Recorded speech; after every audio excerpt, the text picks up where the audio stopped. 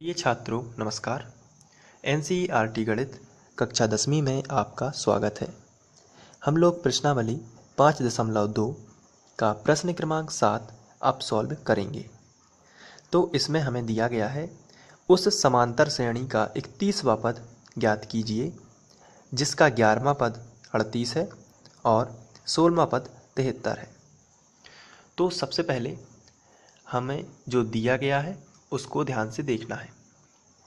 11वां पद 38 दिया गया है और 16वां पद 73 दिया गया है। तो जिस प्रकार से आपको एग्ज़ाम में लिखना है उसी तरीके से मैं यहाँ पर सॉल्व करवाता हूँ। तो सबसे पहले आपको लिखना है, माना किसी समांतर श्रेणी का प्रथम पद a और सार्वंतर d, ये तो सब में होता है तो इसको लिख लेते हैं। तो आपको इस तरीके से लिख लेना है। इसके बाद जो दिया गया है उसको हम दो शर्तों में डिवाइड कर लेते हैं। पहला कथन कह रहा है 11वां पद 38 है, तो आप लिखेंगे स्थिति 1।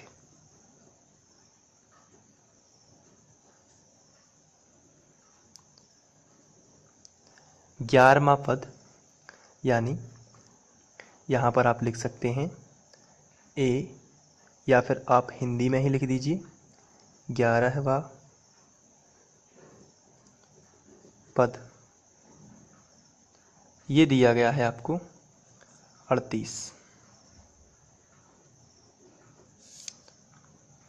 तो इसके पहले हम लोगों ने डिस्कस किया हुआ था, प्रथम पद a होता है, द्वितीय पद a प्लस d होता है और तृतीय पद a प्लस 2d होता है।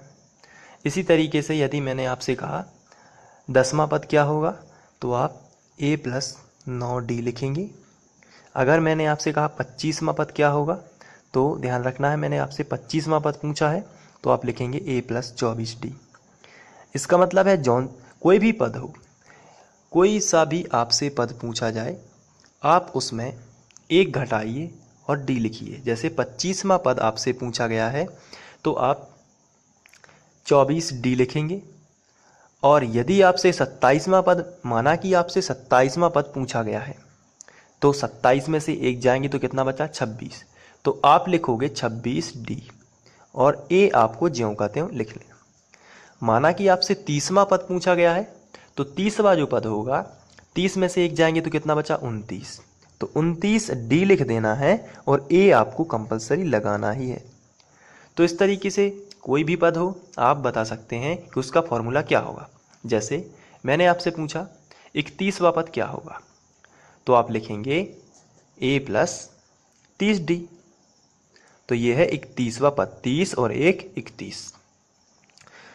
यहाँ पर लिखा है 24 और 1 25वां पद का फॉर्मूला है ये। यहाँ पर लिखा है 9 और 1 10, 10वें पद का फॉर्मूला है। तो इस तरीके से हम लिख सकते हैं। आइए अब क्वेश्चन में देख लेते हैं। 11वां पद 38 है, लेकिन 11वां पद का जो फॉर्मूला होगा वो होगा a प्लस 10d बराबर 38। इसको हम समीकरण 1 बनाएंगे तो स्थिति 1 से हमें समीकरण 1 मिल जाता है। अब हम यहाँ पर स्थिति सेकंड, स्थिति 2 लगा लेते हैं।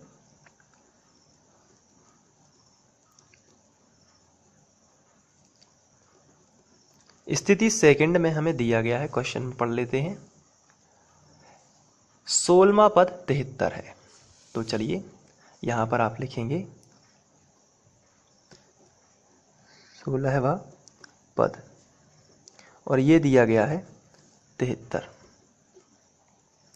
तो 16वां पद है इसलिए 16 में से एक गया कितना आया 15, तो 15d आ जाएगा यहाँ पर और a कंपलसरी रहता है तो a, तो 15 और 1 16वां पद का ये फॉर्मूला बना लिया। बराबर लिखा है तो बराबर और 73 लिखा है तो आपको 73 लिख देना है। तो ये एक समीकरण नंबर 2 बन जाएगा। अब आपको क्या करना है कि समीकरण 1 में से समीकरण 2 घटा देना है, तो a और a कैंसिल हो जाएगा घटने पर और d का मान आपको मिलेगा। तो सबसे पहले आपको लिखना है समीकरण 1 माइनस 2 से। अब दोनों समीकरणों को साथ साथ लिख लेते हैं इस तरीके से।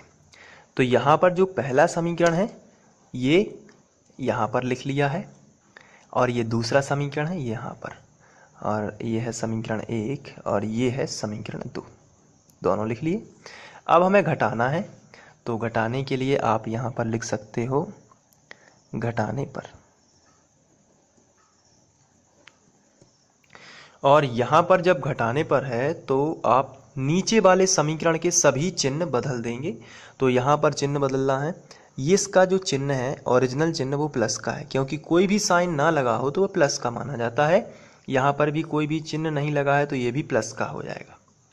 तो इसमें हम गोला लगाएंगे और हम इसका अपोजिट वहाँ पर चिन्ह लिखेंगे। जैसे धन का है तो ऋण का हो जाएगा, ये भी धन का है तो ये भी ऋण का हो जाएगा, और ये धन का है तो ये भी ऋण का। अब आप एग्ज़ाम में स्केल की सहायता से भी एक लाइन खींच सकते हैं यहाँ पर, और उसके नीचे जो बचेगा उसको लिखना है। यहाँ पर a और a कैंसिल हो जाएगा। यहाँ पर -15d है और +10d है, तो माइनस का ज़्यादा है, तो बड़ी संख्या में से छोटी संख्या घटाना है, यानी 15 में से 10 जाएंगी तो कितना बचा, तो आंसर है 5 बचा। लेकिन बड़ी संख्या माइनस की थी इसलिए माइनस आपको लिखना है। हमेशा आपको बड़ी संख्या में से छोटी संख्या घटानी है, लेकिन जो चिन्ह रहेगा वो हमेशा बड़ी संख्या का रहेगा।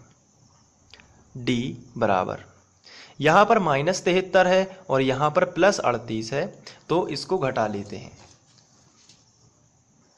तो यहाँ पर 73 में से जब 38 आप घटाते हैं तो आपको मिलता है, बड़ी संख्या में से छोटी संख्या आपको हमेशा घटानी है तो आपको मिलेगा 35, लेकिन बड़ी संख्या का आपको चिन्ह लगाना पड़ता है।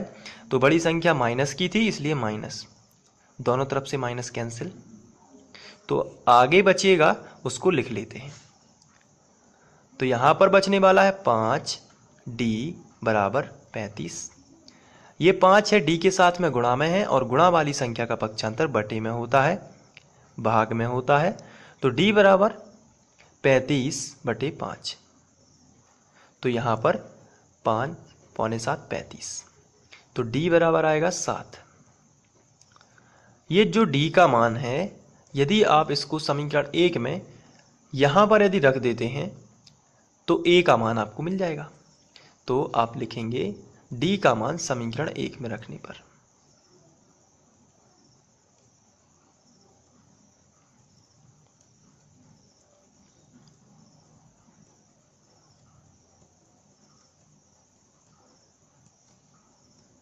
चलिए समीकरण 1 देख लेते हैं।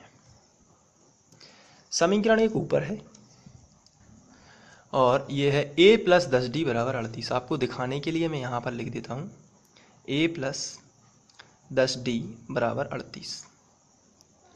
अब यहाँ पर d का मान रख देते हैं, तो यहाँ पर इम्प्लाई जेड आप लगा सकते हैं क्योंकि बराबर चल रहा है, तो ये आप लगा सकते हैं एग्ज़ाम में, ध्यान रखना। तो a + 10 और जो d का मान है वो हो जाएगा 7। ऊपर से देख के d की जगह पर ब्रैकेट में रखना है, क्योंकि यदि आप ऐसे ही 7 रख देंगे तो 107 हो जाएगा, तो आपको ब्रैकेट में रखना है, इसका मतलब इसमें गुणा होना है, बराबर 38। अब यहाँ पर पहले गुणा करेंगे, तो a + 10 7 70 बराबर 38। 70 का पक्षांतर इस तरफ कर देंगे तो a बराबर 38, और प्लस का 70 इस तरफ जाएगा तो माइनस का 70 हो जाएगा। अब यहाँ से a का मान जो हमें मिलने वाला है वो हो जाएगा -32। तो इसको भी हम ब्रैकेट में बंद कर देते हैं। अब a और d के मान मिलने के बाद हमसे जो क्वेश्चन में पूछा गया है, आइए देख लेते हैं क्या पूछा गया था। तो हमसे पूछा गया था कि उस श्रेणी का 31वां पद ज्ञात कीजिए। तो कौन सा पद? 31वां पद हमसे पूछा गया था। तो चलिए 31वां पद का फॉर्मूला क्या होगा, तब तक आप मुझे बताइए कितना होगा 31वां पद का फॉर्मूला। तो आंसर है 31वां पद, 31 में से 1 घटाइए कितना बचा, तो आंसर है 30 बचा। तो 30d लगाना है और ऊपर जो है यानी सबसे पहले a लगा देना। तो a + 30d ये हो जाता है 31वां पद। तो इसको हमें ज्ञात करना है, तो आप ऊपर जाके हेडिंग भी डाल सकते हैं 31वां पद।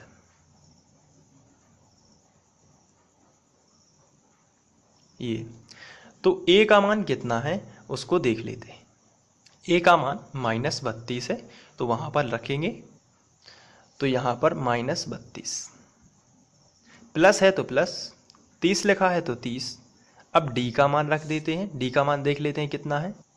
d का मान 7 है, तो चलिए वहाँ पर 7 रख लेते हैं, यहाँ पर रखेंगे 7। अब गुणा कर लेते हैं, -32 प्लस 7 या 21 और 0 ज्यों का त्यों। अब 210 में से जब आप 32 घटाओगे तो यहाँ पर आपको मिलेगा 178। तो ये आपका 31वां पद हो जाएगा। आप चाहे तो इसको इसी तरीके से एग्ज़ाम में करेंगे और आप इसको नोट भी कर सकते हैं, और मैं आपको स्क्रीनशॉट दे देता हूँ। ये हो जाएगा आपका प्रथम स्क्रीनशॉट जो है ये पहले नंबर का है। इसके बाद ये जो है यहाँ से दूसरे नंबर का, और इसके बाद आप ये तीसरे नंबर का लिख सकते हैं, और ए और डी के मान मिल जाएंगे तो आप ये चौथे नंबर का भी लिख सकते हैं। तो आप इसको नोट कर लीजिए और बहुत अच्छे से पढ़ाई करते रहिए, और आपकी मेहनत, लगन और निरंतरता तीनों होनी चाहिए आपके पास, तब आप सफलता को प्राप्त होंगे। Thank you.